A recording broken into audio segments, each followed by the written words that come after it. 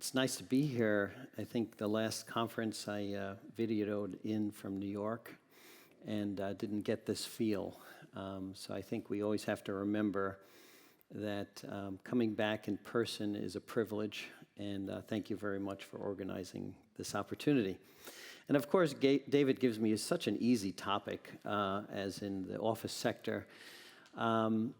And we came up with basically a question of focusing on what is changing, because many here have been investing in office for a long time, and everybody knows things are changing, but that's why it's a good topic to talk about, and we'll get past the disclosures.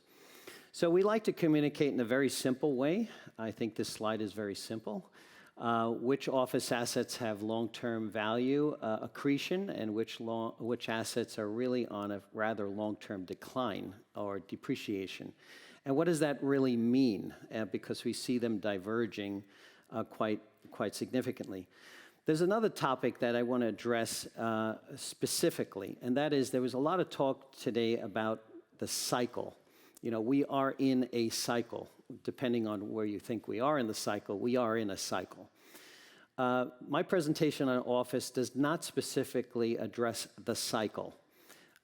It addresses more secular change, change that is happening over a long period of time. And when you apply the cycle analysis to those secular changes, you have decisions to make. And what are those decisions? Let's get into that a little bit. When I started to think about this presentation 3 months ago in the midst of the global difficulties that were happening in war and all the dislocations that were happening, I said, you really have to start off on top, which is, what country are you investing in? What is the complete macro set that you are investing into? You know, governance, capital markets, economy, what are the drivers? In a world of global disruption, you have to start with that as the first question, right? But I'm not addressing that. I gave that all as a have. You do that internally. You do that with economists and your own internal boards. So I'm assuming that you've all decided to be interested in investing in the U.S. Then you get into where, how, what.